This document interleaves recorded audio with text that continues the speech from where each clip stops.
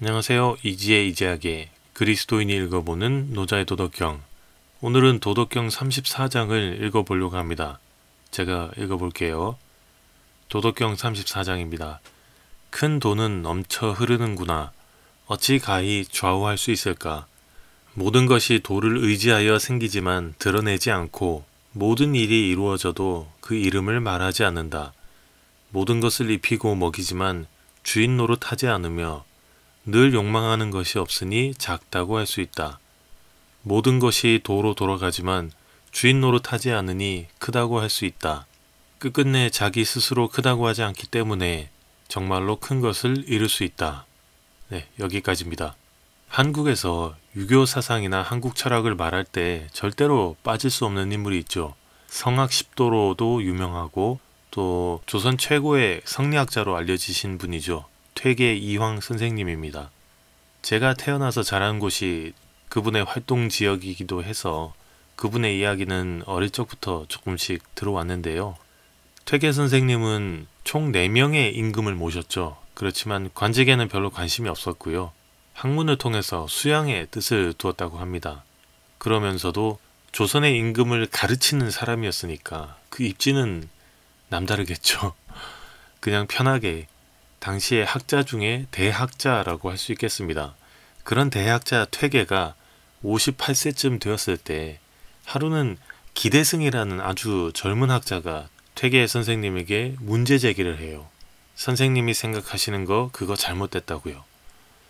퇴계 입장에서는 황당할 수도 있죠. 그냥 뭣도 모르는 놈이 떠든다 하고 넘어갈 수도 있었겠는데 그런데 성심성의껏 대답을 해줬고 26살이나 어린 후학에게 예의를 갖추고 아주 대등한 관계로 논쟁을 했다고 하죠. 그것이 바로 이와 기에 관한 사단칠정 논쟁입니다. 둘이 이 논쟁을 하는 동안 직접 만나지는 않았어요. 그냥 편지로 오가긴 했지만 그 기간이 무려 8년입니다.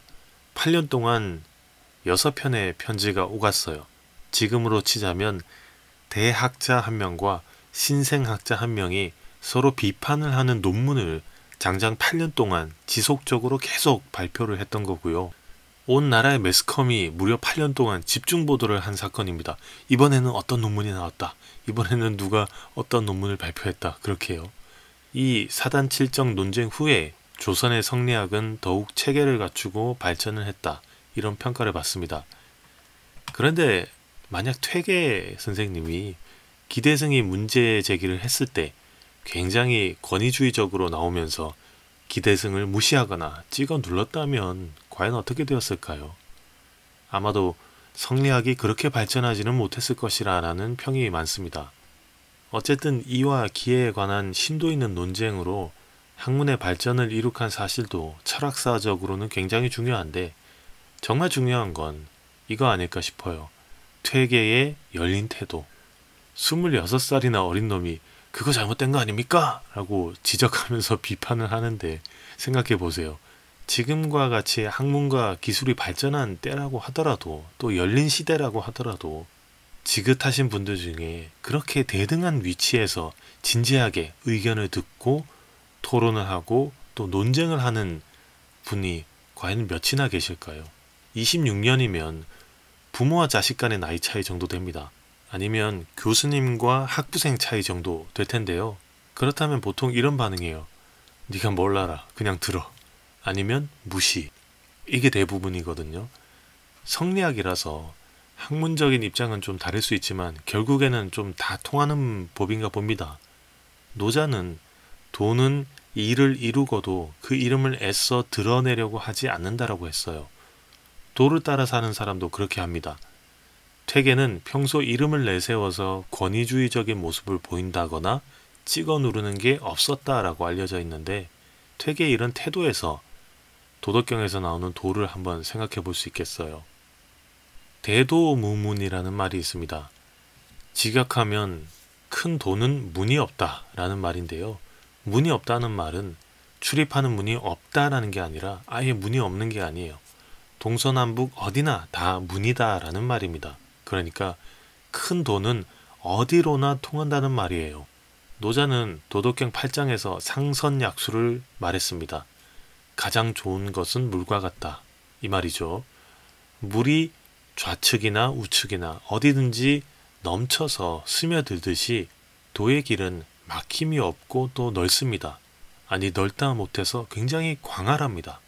보통 물은 길을 따라 흐르지만 가득 차서 넘쳐 흐르는 물은 길이 없어요.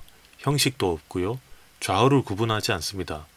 도라는 건 이런 넘쳐 흐르는 물과 같습니다. 무슨 말이냐면 이렇게 되어라 저렇게 되어라 하지 않고 그냥 지켜봐요. 지켜보면서 필요한 곳을 다 채웁니다. 그렇게 욕심이 없기 때문에 드러내지 않기 때문에 언뜻 보기에는 별거 아니에요. 되게 작아 보여요. 그렇지만 다 지켜보면서도 다 채워주면서도 주인 행세를 하지 않습니다. 그러니까 크다라고 말할 수 있습니다. 노자에 따르면 도의 경지에 오른 성인은 도와 같이 스스로 주인이 되지 않아서 위대함을 이룰 수 있다라고 합니다. 도는 공을 이루고 일을 성취하기 때문에 크고 욕심이 있다고도 말할 수 있지만 반대로 주인 노릇을 하지 않아요. 그래서 작고 욕심이 없다라고 말할 수 있습니다. 이렇게 도는 좌와 우를 다 용납합니다. 좌냐 우냐 이것은 인간의 생각과 판단으로 기준점을 잡아서 갈라놓은 것일 뿐이에요. 어차피 좌가 옳다고 하는 사람도 우가 있어요. 우가 옳다고 하는 사람도 좌가 있습니다. 그렇기 때문에 인위적인 정치를 그치고 자연의 도를 따를 때 천하가 태평할 수 있는데 왜냐하면 자연의 도에 여기에 있는 모든 것이 들어있기 때문이죠. 좌도 우도 북도 남도 동서남북이 다 들어가 있어요. 쉽게 말해서 흥망성쇠나 희노애락 중에 한 가지가 있는 게 아니라 언제는 실패하고 언제는 성공하고 또 언제는 울고 언제는 웃고 하는 그 모든 순간순간이 다 모여서 하나의 거대한 질서가 만들어져 있는데 그걸 자연질서라고 보는데 그 자체가 도인 거예요. 그 자체가 도이고 그 도를 따르는 사람이 성인이고 그런 성인이 되기를 우리는 추구해야 한다라고 노자는 말합니다. 이준관 시인의 시 중에서 구부러진 길이라는 시가 있습니다. 나는 구부러진 길이 좋다. 구부러진 길을 가면 나비의 밥그릇 같은 민들레를 만날 수 있고 감자를 심는 사람을 만날 수 있다. 날이 저물면 울타리 너머로 밥 먹으라고 부르는 어머니의 목소리도 들을 수 있다. 구부러진 하천에 물고기가 많이 모여 살듯이 들꽃도 많이 피고 별도 많이 뜨는 구부러진 길. 구부러진 길은 산을 품고 마을을 품고 구불구불 간다. 그 구부러진 길처럼 살아온 사람이 나는 또한 좋다. 반듯한 길, 쉽게 살아온 사람보다 흙투성이, 감자처럼 울퉁불퉁 살아온 사람의 구불구불 구부러진 삶이 좋다.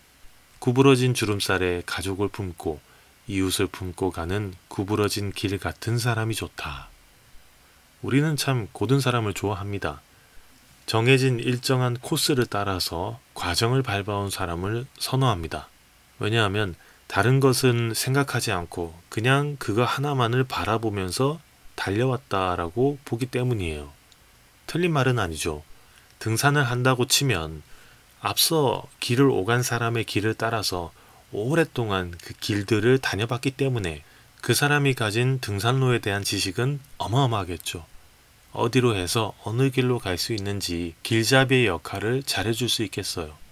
그렇지만 조금 더 의미를 확장해서 보면 산을 안다, 산길을 안다라는 말은 그 산의 모든 면을 다 안다라고 할 수 있는데요. 그렇다면 때마다, 철마다, 맑을 때나 흐릴 때나 또 기분이나 상황이나 상태에 따라서도 다 달라 보이는 게 관점의 이치잖아요. 그럴 텐데 그 오랜 세월 동안 여기로도 가보고 저기로도 가보고 그렇게 다녀봤으니까 그 산길에 대한 이해의 깊이는 과연 누가 따라올 수 있겠어요? 과연 누가 그 사람보다 그 산을 더 많이 안다라고 말할 수 있겠습니까? 정해진 등산길로만 가는 게 아니라 옆길로도 세보고 길도 잃어보고 한 사람에게 그 산을 안다라는 말은 차원이 다른 얘기죠. 노자의 표현을 빌리자면 넘쳐 흘러서 사방팔방으로 뻗어나가는 물줄기처럼 도라는 것은 모든 곳이 길이라서 길이 없다라고 말해야 할 정도인데, 왜냐하면 너무 많으니까요. 그 무한대에 가까운 경우의 수를 조금이라도 더 겪어본 사람이 있다면 과연 그 사람 앞에서 무슨 말을 할 수 있을까요? 그런데 또 그렇게 잘 이해하고 있는 것 같은 사람도 그 사람 자체도 아직 잘 모르겠어 라고 하는 판인데, 과연 무슨 말을 더 할 수 있을까요? 그래서인지 산을 오래 타신 분들은 보면 늘 산을 정복했다라고 말하지 않고 산이 나를 허락해줬다, 나를 받아줬다, 이렇게 말씀들을 하시더라고요. 노자는 도덕경 34장에서 이렇게 말했습니다. 끝끝내 자기 스스로 크다고 하지 않기 때문에 정말로 큰 것을 이룰 수 있다라고요. 도라는 건 세상 모든 것들의 시초이자 모태이고요. 음양의 대립과 통일은 만물 본질의 체현이고, 물극필반, 그러니까 모든 것은 극에 달하면 다시 반대로 돌아간다라는 만물 변화의 규율을 말하고 있어요.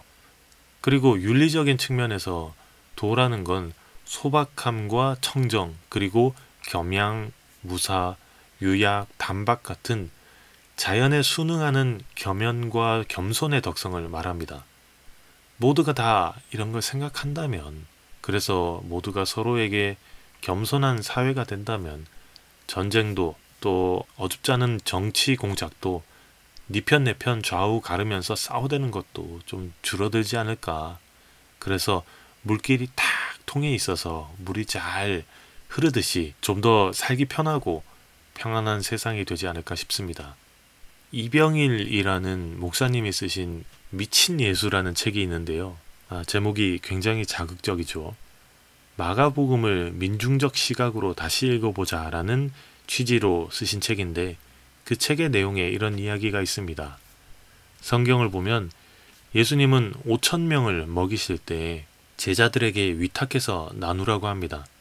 주석에서는 이 오병이어 사건을 우리가 무엇이든지 깨달은 것은 나만을 위한 것이 아니라 함께 나누기 위한 깨달음을 제자들에게 가르치는 것이라고 말하기도 해요. 말로만 가르치는 게 아니라 몸과 마음을, 생각과 행동을 동시에 나누는 그런 깨달음입니다. 그리고 이 가르침을 따른다면, 먼저 깨달은 것이 있다면 대단한 특권이나 권위로 삼지 말고 독점하지 말고 아무런 조건 없이 나누는 거예요. 그리고 예수님은 유대인의 땅에서나 이방인의 땅에서나 똑같이 활동을 했는데, 아마도 모두가 하나님 나라의 공동체라는 것을 강조하는 거라고 그렇게 말해야겠어요. 그리고 야이로의 딸과 수로보니게의 여인의 딸이 다 고침을 받은 사건이 있는데, 이 사건들은 이방인뿐만 아니라 남성과 여성의 차별도 해체시켜버립니다. 예수님을 중심으로 모인 한 공동체는 더 이상의 차별이 존재하지 않습니다. 너와 내가 다르다는 것에 대해서 옳고 틀림의 기준으로 본다면 그 어떤 누구의 존엄성도 인정받기 어렵습니다. 다르다는 것은 나와 같지 않다는 것이지 틀리다는 것은 아니에요. 그저 다른 것인지 아니면 틀린 것인지 잘못된 것인지는 잘은 모르겠지만요. 아마도 뿌리 깊은 역사적 경험에서 생성된 집단적인 관습과 전통 때문에 그런 것일 수도 있고요. 의견과 생각의 차이를 옳고 그름의 잣대로 들이대서 평가해서 생겨나는 개인적인 인식들일 수도 있어요. 이것을 혼동하는 것은 경우에 따라서 굉장히 치명적인 결과를 가져오기도 합니다. 예수님의 차별 없는 먹이심은 유대인이나 이방인이나 다 한 공동체로서의 구성원임을 말합니다. 모두에게 맡겨진 빵과 물고기, 예수님의 가르침과 예수님의 몸은 함께 나누면서 온전한 공동체의 밑거름이 될 겁니다. 교회 안에서도 그렇고요. 가정에서도, 학교에서도, 직장에서도 서로 다른 환경 속에서 서로 다른 경험을 한 사람들, 그래서 서로 다른 생각과 의견을 가진 사람들이 예수님의 이름으로 모여 있어요. 깨달음의 정서도 서로 다르고요. 내용도 다르고요. 그 깊이도 다릅니다. 교회는 예수님의 뜻을 따르고 행하려는 사람들이 예수님의 이름으로 모여 있는 그런 집단이죠. 그런 집단 공동체입니다. 함께하는 사람들이 있기 때문에 한 사람의 실수를 다른 사람이 보완할 수 있어요. 한 사람의 빈자리를 다른 사람이 채울 수 있습니다. 마치 도가 빈 곳을 채우고 도를 따르는 사람이 또 빈 곳을 채우는 듯이 말입니다. 반대로 빈 곳을 보면서 왜 채우지 않냐 이렇게 하는 순간 싸움은 시작됩니다. 자신도 완벽하지 않으면서 남의 완벽을 바라는 건 욕심이겠고요. 자신이 완벽해 보이기 위해서 딱 여기까지, 나는 여기까지, 딱 요만큼만, 이것도 이기심이겠어요. 성경은 말합니다. 갈라디아서 5장 22절에서 26절까지 말씀입니다. 오직 성령의 열매는 사랑과 희락과 화평과 오래 참음과 자비와 양선과 충성과 온유와 절제니 이 같은 것을 금지할 법이 없느니라. 그리스도 예수의 사람들은 육체와 함께 그 정욕과 탐심을 십자가에 못 박았느니라. 만일 우리가 성령으로 살면 또한 성령으로 행할지니 헛된 영광을 구하여 서로 노엽게 하거나 서로 투기하지 말지니라. 완벽하지 않은 사람들이 모여서 서로 보완하고 채울 때 사회가 이루어지고 소통이 되는 것처럼 서로 보완하고 채우는 온전한 공동체도, 교회도, 가정도, 또 모든 관계들도 만들어질 수 있을 것 같아요. 예수님은 완전하지만 완전하지 않은 존재로 나타나서 완전하지 않는 우리 각자가 어떻게 살아야 할지를 보여주었습니다. 우리는 그렇게 살면 됩니다. 그저 그렇게 살면 얼핏 보기에는 작죠. 그렇지만 위대한 일이 이루어질 겁니다. 마지막으로 도덕경 34장을 한 번 더 읽어보면서 마무리하도록 하겠습니다. 큰 돈은 넘쳐 흐르는구나. 어찌 가히 좌우할 수 있을까? 모든 것이 도를 의지하여 생기지만 드러내 말하지 않고 일이 이루어져도 그 뒤에 도가 있음을 말하지 않는다. 모든 것을 입히고 먹이지만 주인 노릇은 하지 않으며 늘 욕망하는 것이 없으니 작다고 할 수 있다. 모든 것이 거기로 돌아가지만 주인 노릇은 하지 않으니 크다고 할 수 있다. 끝끝내 자기 스스로 크다고 하지 않기 때문에 정말로 큰 것을 이룰 수 있다. 네, 여기까지입니다. 들어주셔서 감사합니다.